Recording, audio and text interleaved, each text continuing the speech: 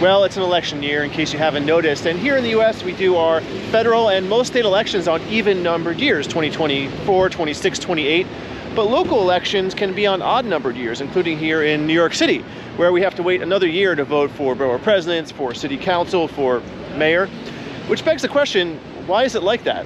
It all goes back to corruption, in particular the corruption endemic in New York during the 1800s and 1900s, when a political machine called Tammany Hall dominated politics and government in New York City and profited handsomely from it.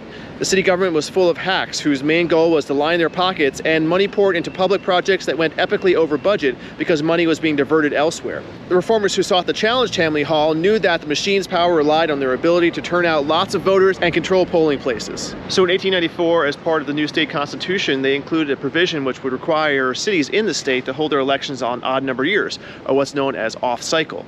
The turnout would be lower, but they hoped that the civic and reform-minded voters would still show up, while at the same time the Tammany machine would have less influence on the off-year elections without the hoopla of a general election going on. While reformers made headway for a period, ultimately Tammany was able to hold on to power in New York City all the way through the 1930s, when a mayor got caught in a corruption scandal and resigned from office to avoid being removed by the governor. His successor, Mayor Fiorello LaGuardia, had 3 terms in office that would end up permanently weakening Tammany Hall. Of course, with political machines like Tammany Hall long gone, the bigger concern these days is low voter turnout. These off-cycle elections have about half the turnout of general election years, and so there's been talk in recent times of trying to get it back on cycle. It would also save a lot of money by doing all the polls at the same time.